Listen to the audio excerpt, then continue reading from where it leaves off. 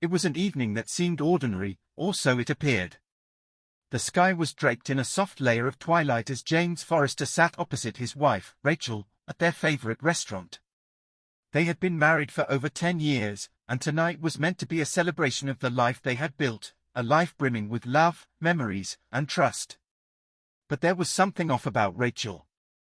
Her eyes sparkled with an unfamiliar light, one that unnerved James to his core. James had always taken pride in his ability to read people. It was a skill that had made him a successful businessman, allowing him to deal with corporate predators and handle ruthless negotiations. But for the first time, he felt uncertain. The woman across from him, who had shared his life and bed for the last decade, felt like a stranger. Then it happened. A waiter approached and placed a small note on the table in front of James, departing in silence. With a quickening pulse, James unfolded the paper. The message was brief yet devastating. Your wife plans to leave you tonight. She's with someone else. She needs more than you can provide. Shakily, James tucked the note back into his pocket, his eyes shifting toward Rachel, who was smiling as if nothing had changed. But now, James saw her differently. His mind raced as he scrutinized her every glance, every subtle movement. Suddenly, it all clicked, the late nights out, the whispered phone calls, the secrecy when she thought he wasn't watching. She had been seeing someone else, and tonight, she intended to be with him. Rachel excused herself, mentioning she needed to go to the restroom. James watched her walk away, his heart pounding with rage and disbelief. Before she vanished around the corner, he saw her glance toward the dance floor. His eyes followed her gaze, and then he saw him, Mark, tall, well-dressed, and all too familiar with Rachel's mannerisms. The casual way Rachel's fingers brushed against Mark's arm as she walked by confirmed James's worst fears.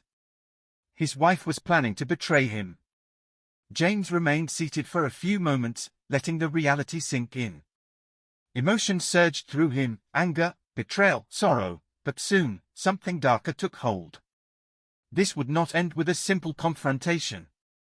If Rachel believed she could cheat on him and walk away unscathed, she was gravely mistaken.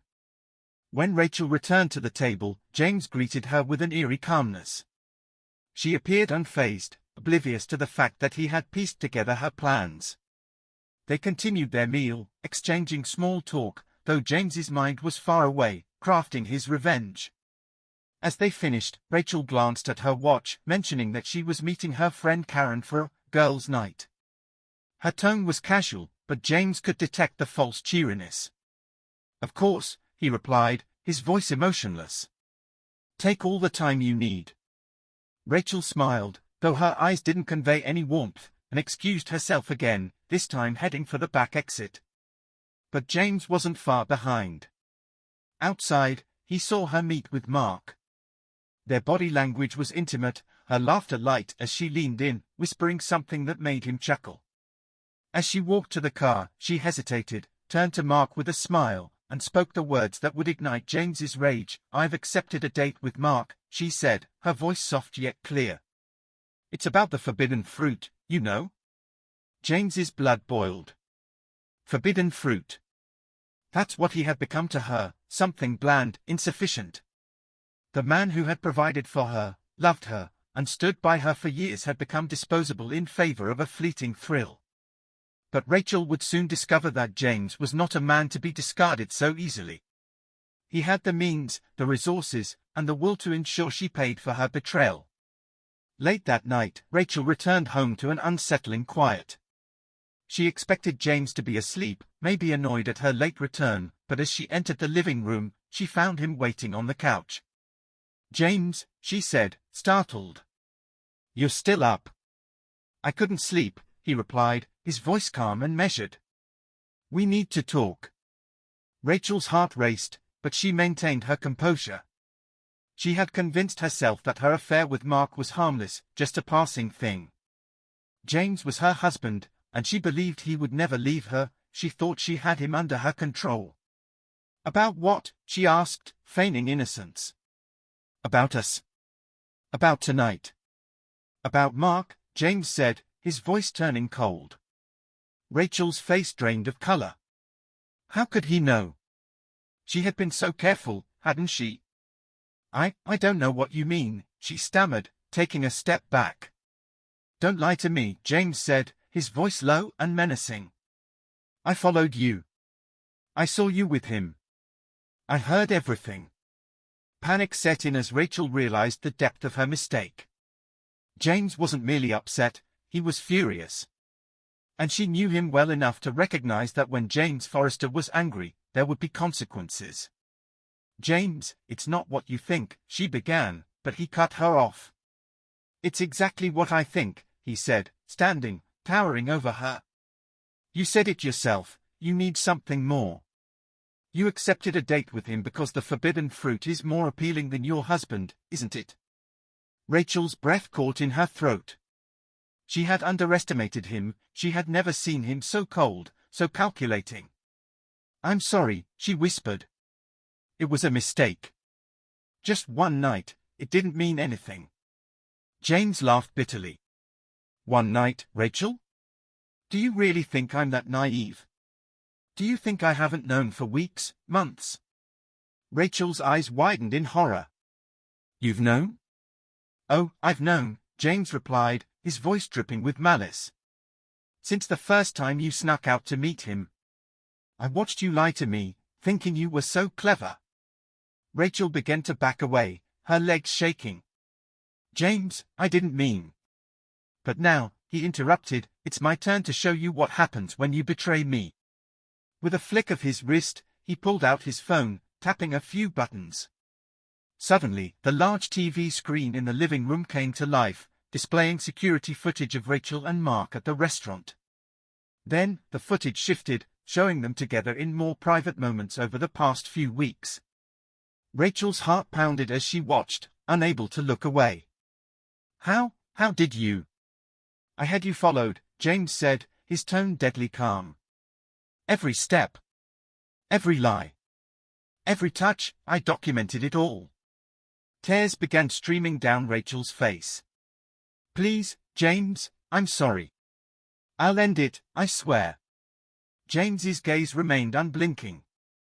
Oh, you'll end it, all right, but not before I'm finished. Rachel fell to her knees, sobbing.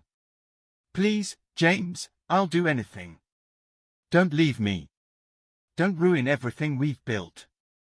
James crouched down to her level, his gaze piercing. Everything we've built, Rachel? You destroyed that the moment you decided you needed something more. He stood, texting quickly. You see, Rachel, I have friends. People who know how to handle situations like this. You played a game, and now it's time for you to lose.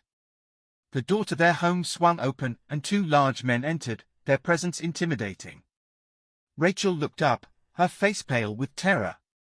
What are they here for? They are here to take you to Mark, James said, his smile cold. You wanted to be with him, didn't you? Now you'll be with him, forever. Rachel's mind spun. What do you mean? Where are you sending me? James leaned down, whispering in her ear, you'll find Mark at the bottom of the quarry, 10 miles out of town. Don't worry, he's waiting for you. Rachel's body went cold as his words sank in. No, please, James. Don't do this. I'll leave, I'll go far away, you'll never see me again. James straightened, gesturing toward the men as he commanded, take her away. Rachel's cries for mercy filled the air as the men seized her by the arms, dragging her to the door. Her desperate pleas went unanswered, as James stood unmoved, watching her disappear into the night, her voice fading with the click of the door. He lingered in the stillness that now filled the empty house, the silence of a home that no longer contained the woman he had once loved, shattered by her betrayal. In this unexpected quiet, James felt a new and startling sensation, peace. He moved to the bar, poured a glass of whiskey, and sank back onto the leather couch. The evening had veered in a direction he had never imagined, but now it was done. Rachel had craved something more, something forbidden, and now she had it. With a final sip, he let a faint smile spread across his face. In the end, Rachel had made her choice, and he had made his. And James Forrester was not the kind of man to be double-crossed. Settling into the leather couch, he clinked the ice in his glass, its faint sound punctuating the stillness that draped the house like a shroud. This house, once filled with warmth, laughter, and shared memories, now felt like an empty tomb. He stared blankly ahead, replaying the evening's events over and over in his mind. He had always been aware that Rachel had a more elusive side, but never could he have anticipated the depth of her disloyalty. They had built a life together, with dreams and promises that once seemed solid, but she had torn it all down, giving in to her desires for forbidden fruit. Her words echoed relentlessly in his mind, twisting like a blade. "I need something more. It's about the forbidden fruit, you know." Scoffing bitterly at the memory, James thought of how she had wanted not just something more but everything, his trust, loyalty, love, and had offered nothing genuine in return. Forbidden fruit, he realized, decays from the inside, alluring from afar, but with each bite, it sours and turns foul. And Rachel had taken a bite too deep. Allowing himself a moment to sink into memories, he thought back to the woman Rachel had once been. There was a time they had been happy, inseparable, sharing quiet mornings over coffee on the porch and cozy evenings by the fire, talking about trips they would never take because life had a way of getting in the way. Those days had vanished, replaced by lies and deceit. The living room door creaked, and Vince, one of the men who had escorted Rachel out, entered silently. His face was expressionless as always. Vince was a man who asked no questions and got things done efficiently.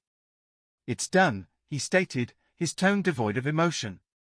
Without turning, James kept his eyes fixed on the void ahead. "And Mark?" he inquired, though he already knew the answer. Vince paused for just a moment before replying, "He's not coming back."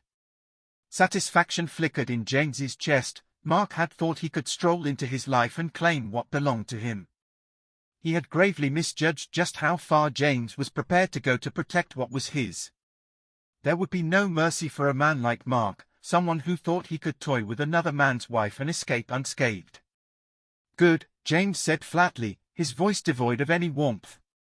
With a curt nod, Vince exited, leaving James alone once more. The house seemed to groan under the weight of the night's events as though it, too, struggled to absorb the new reality. Rachel was gone, and James knew she would never return. And if she did, she would come back a broken woman, haunted by the choices she had made and the vengeance he had taken. As he swelled the last of the whiskey in his glass, he watched the amber liquid cling to the sides. The anger and pain that had fueled him in recent weeks had now burned away, leaving only emptiness. He had ruined her life as thoroughly as she had destroyed their marriage, but in the aftermath, there was no satisfaction, only a vast, cold emptiness. Rising to his feet, James felt the stiffness in his legs from sitting so long. Wandering through the quiet house, his footsteps echoed in the empty hallways. Each room was a haunting reminder of the life they had once shared, a life now abandoned. He paused at their bedroom doorway, gazing at the bed, still untouched from that morning, the sheets faintly carrying Rachel's perfume, a scent that now turned his stomach. The bed, once a place of shared intimacy, now felt like just another relic of a ruined union. Sitting at the edge, he gripped the frame, feeling the crushing weight of everything he had lost descend upon him. The anger that had carried him through the evening faded, leaving behind only bone-deep exhaustion. He had done what he needed to do, he had claimed his revenge. But now, what was left? Rachel had been his world for so long that he barely knew who he was without her. Her needs, her desires, her happiness had been his center, and now, without her, he felt adrift. In pursuing revenge, he had become something dark, unrecognizable, transformed into the very thing he despised, a man consumed by vengeance. As he stared at the empty side of the bed, finality washed over him. This was the end of the line, and there was no going back. Rachel was never coming back, and neither was the man who had once loved her. In his place was someone hardened and broken, a man who had sacrificed his own soul in pursuit of retribution, leaving only hollow victory behind. James rose and walked to the window, gazing out into the endless, unforgiving night. The stars above twinkled with indifferent light, unaware of the chaos that had erupted below. Life would go on, as it always did, but for him, everything felt changed. He had crossed a line, a point from which there was no return. For a brief moment, he wondered if it had been worth it, if vengeance had truly been the answer. He had lost Rachel long before tonight. She had made her choice when she decided he was no longer enough, that she needed something more. For that, she had paid the ultimate price, yet he recognized that it wasn't only Rachel who had lost something tonight. A part of him had died, too, the part that had loved her, that had built a life alongside her, and now, only a cold and calculating shadow remained. Closing his eyes, he rested his forehead against the window's cool glass. The house was silent, the only sound the faint hum of the city beyond.